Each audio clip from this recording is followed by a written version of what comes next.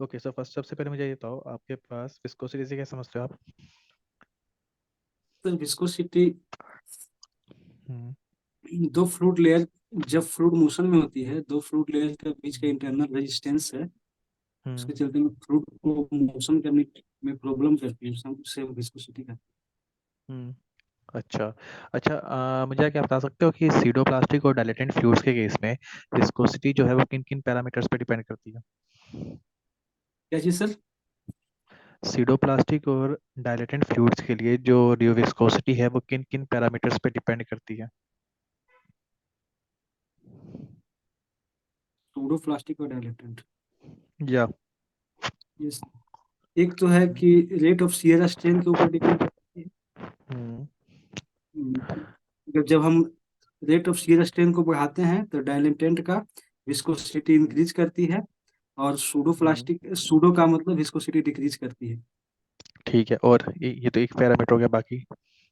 Temperature के ऊपर भी डिपेंड करती है, ठीक है, और? प्रेशर के ऊपर भी डिपेंड करती है। प्रेशर के ऊपर? अच्छा, यस सर। और एनीथिंग एल्स? बाकी ध्यान में नहीं आ रहा सर।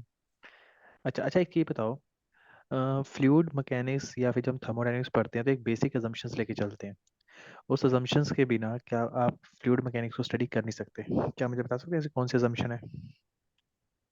एक कंडीशन हम डिफाइन करते हैं फ्लूइड मैकेनिक्स में। Yes sir, steady flow. नहीं, ऐसा जरूरी नहीं है, अनस्टेडी फ्लो की भी आप स्टडी करते हो। Anything else? दोनों में कॉमन, एनर्जी थर्मोडाइन कांस्टेंट। थर्मोडायनेमिक्स और फ्लूइड मैकेनिक्स दोनों में ये एक बेसिक कंडीशन हम यहाँ पे डिफाइन करते हैं कि ये सेटिस्फाई होनी ही चाहिए। अच्छा, कंटिन्यूटी इक्वेशन सर। ओके, ये भी सही कह सकते हो। अच्छा, फ्लूइड कंटिन्यूम से क्या समझते हो? क्या चीज सर? फ्लूइड कंटिन्यूम कंटिन्यूम से क्या समझते हो?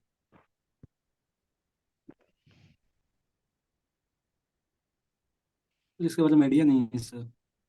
फ्लूइड कंटिन्यूम नहीं पता आपको? ओके। अच्छा, एक चीज बताओ, कन्वर्जिंग फ्लूइड जो है हमारे पास, अगर जैसे मान लो कन्वर्जिंग पाइप है, कन्वर्जिंग पाइप से अगर वेरिंग डिस्चार्ज फ्लो कर रहा है तो कौन से टाइप ऑफ फ्लो आपको देखने को मिलेगा? कन्वर्जिंग टाइप से वेरिंग डिस्चार्ज, या, इस केस में। कौन सा टाइप ऑफ फ्लो आपको देखने को मिलेगा?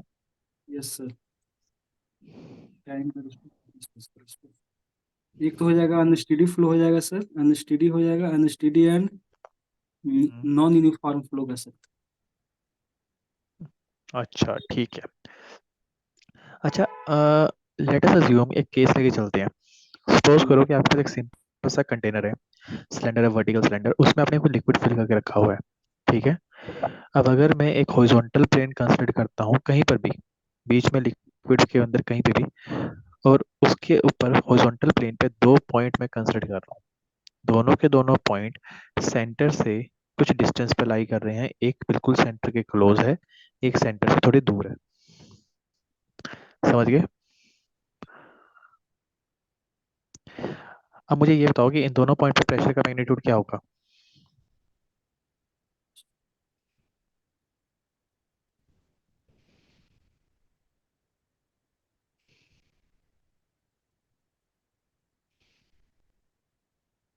सर वो सरफेस लिया हुआ फ्री सरफेस के अबाउट कैसे? आप ऐसा समझ लो कि कंटेनर के अंदर कहीं पर आपने, जैसे कंटेनर पूरा का पूरा फिल है, आपने हम्म, कहीं बीच में एक हॉरिजॉन्टल प्लेन लाई करा है, अज्यूम करा है कहीं पर भी रैंडमली बीच में, उस हॉरिजॉन्टल प्लेन के ऊपर दो पॉइंट मैं कंसीडर कर रहा हूँ, एक सेंटर के बिल्कुल क्लोज है, एक सेंटर से दूर है। हम्म, तो उस केस में दोनों पॉइंट के ऊपर ये सर प्रेशर सेम का होगा सर। मैग्नीट्यूड क्या होगा? सेम सेम होगा। होगा। यस अच्छा, सर, फ्लूइड अब अगर, स्टैटिक हो तो। ठीक है, अब अगर मैं कंटेनर को रोटेट करवाता हूँ तो उस टाइम पे कहाँ पे प्रेशर ज्यादा होगा, कहाँ पे प्रेशर कम होगा? यस सर, जहाँ पे रेडियस ज्यादा होगा वहाँ पे प्रेशर ज्यादा होगा। And what about kinetic energy?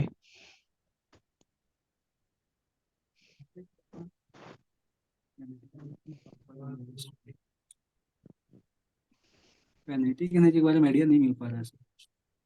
अच्छा अच्छा, अब इसी में अगर आप अज्यूम करो, मैं कंटेनर को रोटेट नहीं करवा रहा हूँ, कंटेनर स्टेशनरी है, ठीक है, अगर मैं सिलेंडर के बॉटम पे एक होल कर देता हूँ, उस टाइम पे प्रेशर कहाँ पे ज्यादा होगा?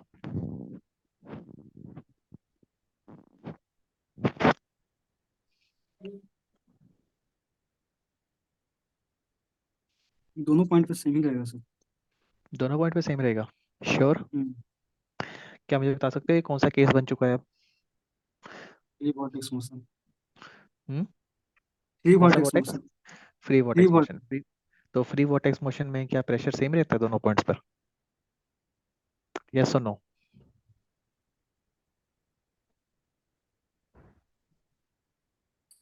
नहीं रहता है सर।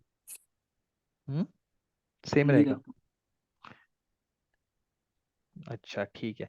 अच्छा एक दूसरा केस लेके चलते हैं। सपोज एक सिंपल सी हॉरिजॉन्टल पाइप है, यूनिफॉर्म डायमीटर की, उसमें से लिक्विड फ्लो कर रहा है। आप अज्यूम हम्म। कर सकते हो लैमिनार या टर्बुलेंट। ठीक है। अच्छा।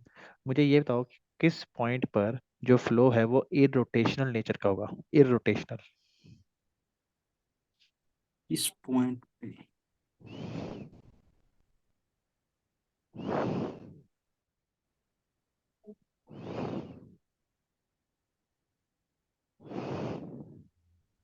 क्रिटिकल पॉइंट पे सर।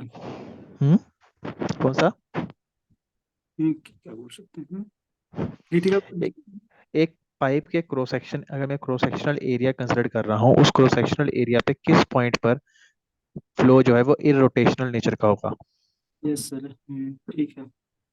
ये बात है उसकी सेंटर पे। सेंटर पे क्यों? क्योंकि वहां पे सीएच स्ट्रेस जीरो होता है। ठीक है। अच्छा काइनेमेटिक विस्कोसिटी आपने टर्म पढ़ी होगी, यस सर। उसका फिजिकल सिग्निफिकेंस क्या होता है?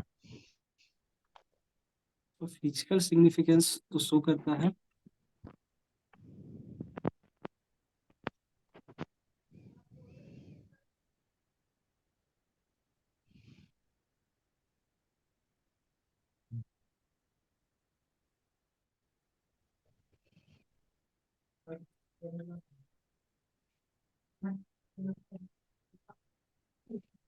इसका फिजिकल सिग्निफिकेंस गैसेस में ज्यादा यूज किया जाता है इस टर्म को। नहीं मतलब कि क्या रिप्रेजेंट करती है वैसे काइनेमेटिक विस्कोसिटी?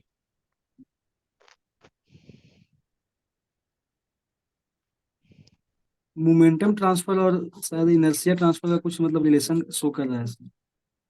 अच्छा ठीक है। अच्छा मैक नंबर क्या रिप्रेजेंट करता है, मतलब क्या होता है मैक नंबर का? Mach number. Yes Mach number.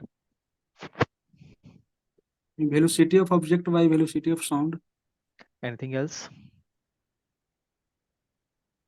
फिर मैक नंबर अगर ग्रेटर देन वन है तो सुपरसोनिक।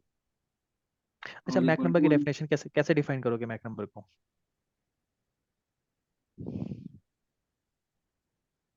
मैक नंबर को डिफाइन किया जाता है, it is a ratio of velocity of object हम्म।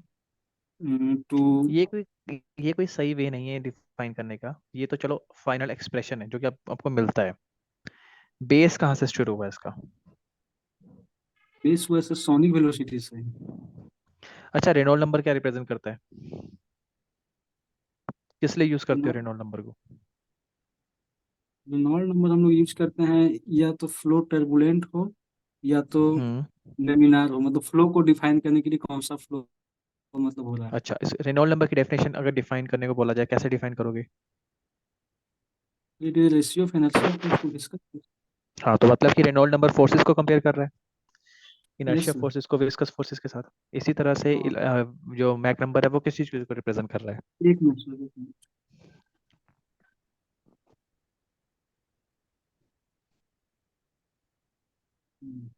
हाँ, elastic force to inertia force.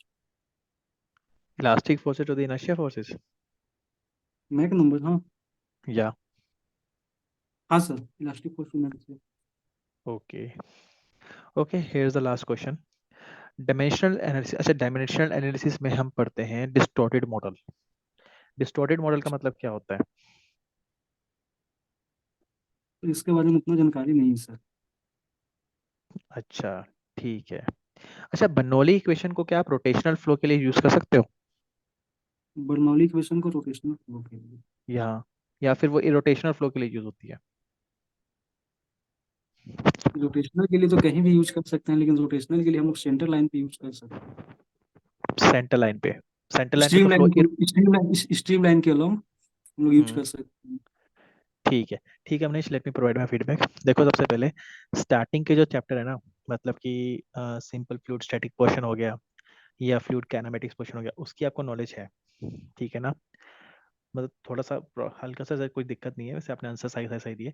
जो फ्लूइड डायनेमिक्स में जो चैप्टर्स होते हैं, boundary layer theory, dimension analysis या फिर लैमिनार टर्बुलेंट फ्लो, उसमें थोड़ी सी दिक्कत है, उसको जरूर रिवाइज करना एक बार।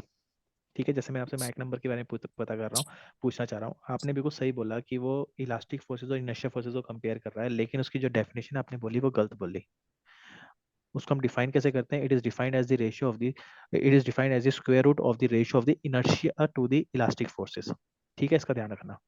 हमेशा आपके पास कोई भी डायमेंशनलेस नंबर पढ़ रहे हो, जैसे रेनॉल्ड नंबर को हमने बात करी, रेनॉल्ड नंबर आपके पास विस्कस फोर्सेस को कंपेयर करता है इनर्शिया के साथ, आपके पास मैक नंबर इलास्टिक फोर्सेस को कंपेयर करता है, सेम वे में फ्रॉड नंबर ग्रेविटी फोर्सेस को कंपेयर करता है। तो हम्म। जितने भी डायमेंशनलेस नंबर होते हैं, ये फोर्सेस को कंपेयर करने को रिप्रेजेंट के लिए यूज होते हैं, मतलब डोमिनेंसी को रिप्रेजेंट करता है कि कौन सी फोर्स डोमिनेट कर रही है उस टाइम पर।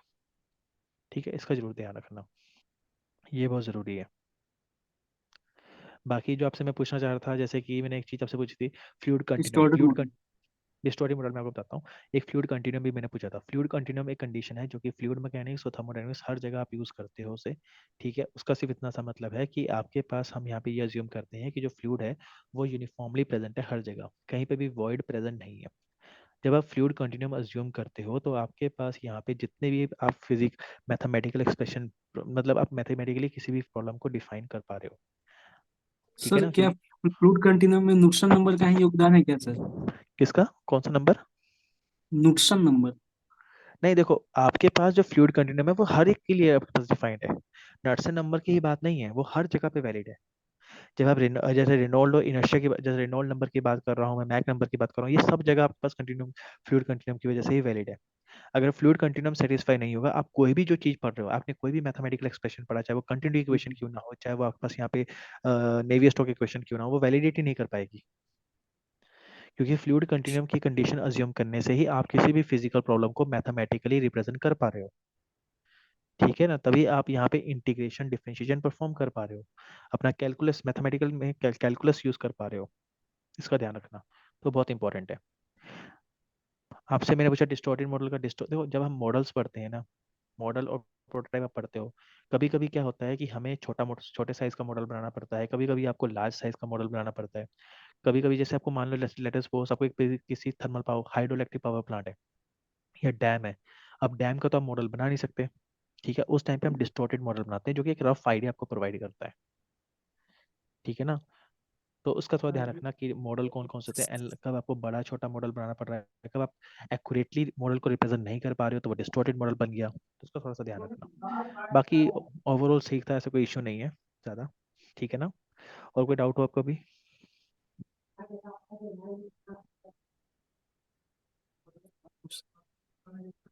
सर लिख के रखेंगे सर, पूछेंगे अगला बार हम। कोई ना, आपको कोई भी डाउट हो तो मुझे बता देना। ठीक है ना, ठीक है। ओके मनीष। धन्यवाद सर।